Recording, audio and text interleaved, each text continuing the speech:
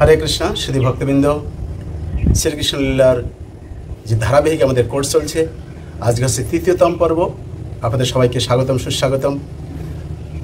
আশা করি আপনারা 2 দিনে যা আপনারা শ্রবণ করেছেন, বুঝতে পেরেছেন যে ভগবান শ্রীকৃষ্ণের বিভিন্ন তার আবির্ভাবের যে পূর্বের যে কাহিনী এবং তিনি কেন আসবেন, মা যশোদা, নন্দ বাবা, বসুদেব, দেবকী, তাদের পূর্বজন্ম বৃত্তান্ত বিস্তারিত। আজকে আমাদের তৃতীয়তম পর্বে আজকে আমরা আলোচনা করব।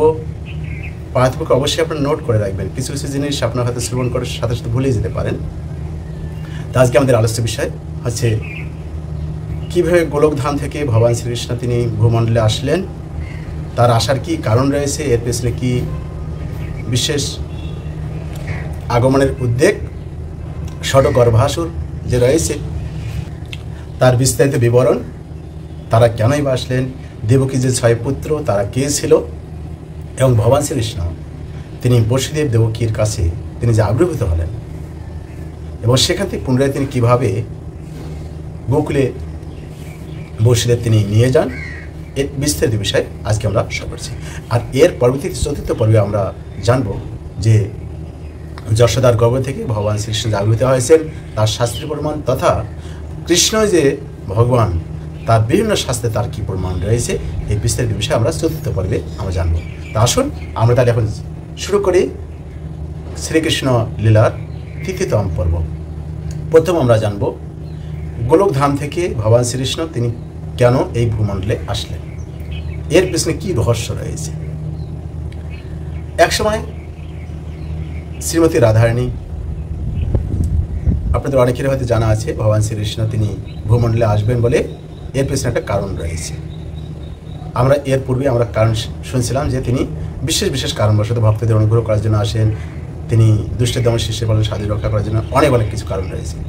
তার মধ্যে কিন্তু আসবেন তো কোনো একটা বিষয়, কোনো একটা এর পেছনে কোনো একটা গুরু রহস্য রয়েছে যার জন্য তাকে আসতে হচ্ছে।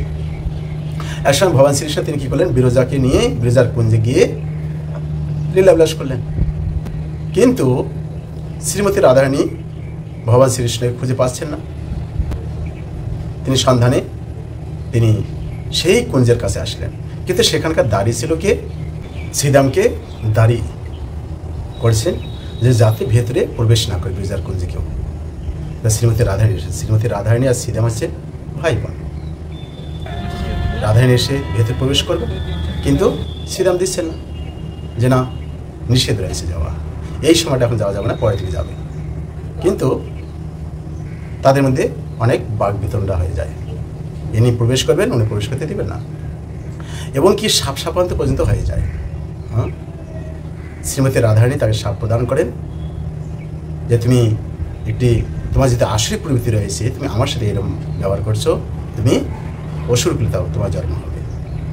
আর শ্রীরামও তাকে সাপ দেন যে আজকে তুমি একটু সময় ধৈর্য দিতে পারছো না, ঠিক আছে, তোমাকে আয়ন ঘোষের প্রতিরূপে তোমাকে আসতে হবে এবং 100 বৎসর কৃষ্ণ বিরহে তোমাকে থাকতে হবে। তো ভগবান তখন কী করলেন, সাপ সাপান্ত হয়ে গেছে। পরবর্তীতে ভগবান সেখানে আসেন এবং সেটাকে কীভাবে পুনরায়, যেহেতু দুজনের মধ্যে বাকবিতণ্ডা হয়েছে, সেটাকে কীভাবে সমাধান করা যায়। তিনি রাধারানী বিরজার কুঞ্জে প্রবেশ করেন। রাধারানী তখন কৃষ্ণ ভগবান সেখান থেকে অন্তর্ধান হয়ে যান। বিরজা তখন নদীর রূপ ধারণ করেন এবং তখন তাকে বলেন যে তুমি নদীর রূপে তোমাকে অবস্থান করতে হবে। সেই বিরজা নদী আমরা কোথায় দেখতে পাই, এই যে আমাদের যে ব্রহ্মাণ্ড রয়েছে, আমাদের এই ব্রহ্মাণ্ড শ্রী জগতের মেডলে এই বিরজা নদী রয়েছে। যা হোক, যেখানে বৃন্দাবন নেই, যেখানে গোবর্ধন নেই, সেখানে কীভাবে যাবো? তখন বললেন যে ঠিক আছে, কোনো অসুবিধা হবে না। গোবর্ধন পরবর্তীতে গোবর্ধন তিনি আসেন। পরবর্তীতে তিনি কথা দিলেন যে যমুনা নদী, বৃন্দাবন সমস্ত কিছু থাকবে, আমরা সেখানে গিয়ে। আর শ্রীমতী রাধারানী পরবর্তীতে এখানে আয়ন ঘোষের সঙ্গে যদিও তার বিবাহ সম্পন্ন হয়, তিনি অবস্থান করছিলেন এবং পরবর্তীতে তিনি এই 100 বৎসর যে কেটে গেছে এবং বিন্দু সরোবর, আপনারা যদি জানেন কখনো বিন্দু সরোবরে গিয়ে তিনি স্নান করছিলেন এবং ভগবান কৃষ্ণের সহিত মিলিত হয়েছিলেন।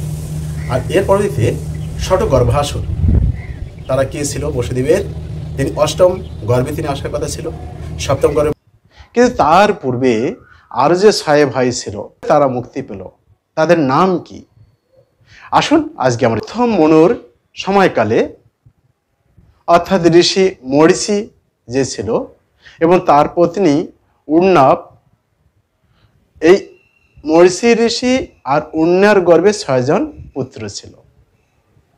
তো একসময় কি হলো, তারা বর্মার যে তার নিজ কন্যার প্রতি ধাবিত হয়েছিলেন, সন্ধ্যার পেছনে ধাবিত কাজ দেখে তারা হাসছিল। যখন হেসেছিল তখন তারপরে কি হলো, তারা আশ্রিক মনোভাব সম্পন্ন হলো, তো সে পুত্ররূপে তারা আসলো। তো যখন তারা হিরণ্যকশিপুর কাছে আসলেন তখন তাদের কি হলো, হিরণ্যকশিপু একদিন তাদেরকে অভিশাপ দিল যে তোমাদের নেক্সটে তোমার নিজ পিতার হাতে তোমাদেরকে নিহিত হতে হবে। তাকে সার্থক করার জন্য, পূর্ণ করার জন্য এদিকে কি হলো, অর্থাৎ যোগমায়া তাদেরকে কালনেমির পুত্ররূপে তাদেরকে পরবর্তীতে নেক্সটে তাদের একটা জীবন কাটাতে হয়। এবং সেখান থেকে যোগমায়া কি করলেন, দেবকী মায়ের গর্ভে তাদেরকে স্থানান্তরিত করলেন। তো প্রথম যে পুত্র ছিল তার নাম ছিল ইসমর। 6 পুত্র ইসমর ছিল। ইসমর যার নাম কীর্তিমান হয়েছিল। আপনার ভাগবতের 10ম স্কন্ধ 1ম অধ্যায় 57 নম্বর শ্লোকে সেখানে আপনি দেখবেন, তাই কীর্তিমান বলে অভিহিত করা হয়েছিল। তো যখন তাদের 6 পুত্র নাম ছিল ইসমর, 2 নম্বরে উদ্গীত, 3য় পরিসঙ্গ, পতঙ্গ, ক্ষুদ্রভৃত, ঘৃণী, বলরাম এসেছিলেন। আর এর পূর্বে 6 জন এসেছিলেন। এদেরকে বলা হচ্ছে ষটক গর্ভাসুর। এরা বিশেষ করে মরিচির 6 পুত্রের যে জন্ম হয়েছিল, তো কংসের হাতে তারা নিধন হয়েছিলেন। আমরা এর পূর্ববর্তী ক্লাসে আমরা এই বিষয়ে আলোচনা করেছি, তদুপরি আমরা একটু টাচ দিচ্ছি। তার ষটক গর্ভাসুর কে ছিলেন, মরিচির 6 পুত্র ছিলেন। তারা যেহেতু বিশেষ একটি অপরাধ করেছিলেন, তার অভিসম্পাদ ছিল যে তোমরা এই তোমার পিতার হাতে তোমরা নিহত হবে। যাই হোক, তো কংসের হাতে তারা নিহত হন। এই মরিচির যে 6 পুত্র, আমাদের ভেতরে যে ষড়রিপু রয়েছে, কাম, ক্রোধ, লোভ, মোহ, মান, আশ্চর্য, এদের সঙ্গে তুলনা করা হয়। এই জন্য এদেরকে আমাদের অবশ্যই সংযত রাখা উচিত। হয়তো কোনো কিছু লোভ আসছে, আমি করবো না, কিছু সংযত, কাম, ক্রোধ, লোভ, কামস্য, ক্রোধেশ, রজগুণ, সমগ্রহ, এগুলোকে পরিহার করা উচিত।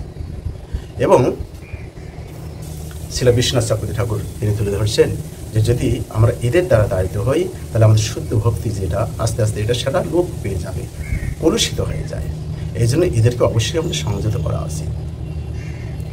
তো এক সময় ধরিত্রী দেবী তিনি বর্মার কাছে প্রার্থনা করছিলেন, অর্থাৎ যখন বিভিন্নভাবে আশিক প্রবৃত্তি বিভিন্ন জন বিভিন্নভাবে অত্যাচারিত করছিলেন, কংস, শিশুপাল, জরাসন্ধ, অনেক অনেক, তো তারা যখনই ধরতি তখন কী হচ্ছে, আর পাপের ভার নিতে পারছেন না, সহ্য করতে পারছেন না, তখন তিনি কী করলেন, শ্রীহরির কাছে প্রার্থনা নিবেদন করছিলেন। আর অপোজিটে বসুদেব এবং দেবকী তারাও আরতি নিবেদন করছেন। যেহেতু কংস এই কথা শোনার পর যে 8ম গর্ভের সন্তান নিহত করবে, এটি শোনার পর কংস কী করলেন, তাদেরকে কারারুদ্ধ করে রাখলেন। তো কথা মতো কী হলো, তখন ভগবান তিনি আসবেন। তো বসুদেব অত্যন্ত সুস্থতর একজন ব্যক্তি, বুদ্ধিমত্তা সম্পন্ন ব্যক্তি ছিলেন। তিনি বললেন, ঠিক আছে, একে বধ করার কোনো দরকার নেই, এর সন্তান তোমাকে নিধন করবে, তো যখন এই সন্তান আমি তোমাকে প্রদান করব। একটা সন্তান যখন প্রথম সন্তান জন্ম হয়েছে কংসকে দিয়েছে, তো কংস তাকে মারবেন উদ্যত হয়েছে, কিন্তু পরে ভাবছেন যে না, 8ম গর্ভের সন্তান তো সে তো মারতে পারে, তাকে মারবে, তো প্রথম সন্তানকে আমি তাকে মারবো, তো তখন তাকে ছেড়ে দেব। নারদমণি এসে নারদমণি চান যে তাড়াতাড়ি যাতে ভগবান আসে, যত অত্যাচার তাড়াতাড়ি হবে, যত বাড়ান্ত হয়ে যাবে, তত ভগবান তাড়াতাড়ি আসবেন। কংসে বলছেন যে দেখো, তুমি যে আজকে একে তুমি ছেড়ে দিলে, কিন্তু 8ম সন্তান হয়তো শেষের দিক দিয়েও এটি 8ম সন্তান হতে পারে, তাই না? তাই জন্য তুমি কাজ করো, এরকম কাউকে ছাড়ো না, যে কেউ হতে পারে তোমাকে মারতে পারে। তো কংস কী করলেন, যত সন্তান আসতো তাকে নিধন করলেন। এবং 7ম গর্ভ বসুদেবের দেবকীর গর্ভ থেকে রোহিণীর গর্ভে স্থানান্তরিত করলেন। এবং 8ম গর্ভে ভগবান শ্রীকৃষ্ণ তিনি বসুদেব দেবকীর গৃহে অবতীর্ণ হন। এবং আমরা এর পূর্ববর্তী ক্লাসে আমরা বসুদেব দেবকীর বিষয়ে আমরা শ্রবণ করছি, তাদের পূর্বজন্ম বৃত্তান্ত, তারা কীভাবে কৃষ্ণকে তারা সন্তানরূপে লাভ করেছিলেন, তাদের তপস্যা। তো আজকে তখন কী করলেন, ভগবান দেবকীর পুত্ররূপে তিনি আবির্ভূত হবেন। এবং ভগবানের জন্ম, এখানে গীতা বলছেন, জন্মকর্ম স্বামীদিবম জবিতি তততঃ ত্যাক্তা দেহ পুনর্জন্ম মতিমতি সহজ। যারা ভগবানের জন্ম এবং কর্মলীলা সম্পর্কে জানবে তাদের আর পুনর্জন্ম হবে না। কেননা যে ভগবানের জন্মকর্ম আমাদের জন্মকর্মের মতো নয়। কৃষ্ণ হচ্ছেন ভগবান, তো তিনি কি করলেন, এসে চতুর্ভুজ রূপে তিনি, যদিও শিশু কৃষ্ণ জন্ম হয়েছে, আবির্ভূত হয়েছে, কিন্তু চতুর্ভুজ রূপে তিনি দর্শন প্রদান করলেন। তখন বসুদেব তিনি দেবকী মাতা তিনি বললেন যে না, তুমি এইভাবে থাকলে কংস আবার জানতে পেরে তাহলে তারা আবার আসবে, এই জন্য তুমি ছোট কৃষ্ণ হয়ে যাও, ছোট শিশুরূপ ধারণ করো। তখন তিনি ছোট শিশুরূপ ধারণ করলেন এবং নন্দ বাবা গৃহে তিনি যাওয়ার জন্য বসুদেবকে তিনি তুলে ধরলেন। তো বসুদেবকে বললেন যে তুমি এই সময় আমাকে নিয়ে নন্দালয়ে নিয়ে চলো, বকুলে। তো ওই সময় সব কিছু অন্ধকার, আবদ্ধ রয়েছে শৃঙ্খলে, প্রহরীরা পাহারা দিচ্ছেন। কিন্তু সেই যোগমায়ার প্রভাবে আস্তে আস্তে কী হলো, সমস্ত কিছু অত্যন্ত একদম দুর্যোগ, বৃষ্টি নামলো, তারপর বৃষ্টি হচ্ছে, এদিকে সব কিছু দরজা খুলে গেছে, হাত থেকে শৃঙ্খল খুলে গেছে। একটা টুকরির মধ্যে বসুদেব তিনি নন্দালয়ে নিয়ে যাচ্ছেন।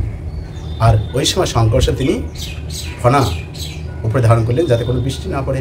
যমুনা নদী তাকে রাস্তা করে দিলেন, সুন্দরভাবে তিনি নন্দালয়ে পৌঁছে গেলেন।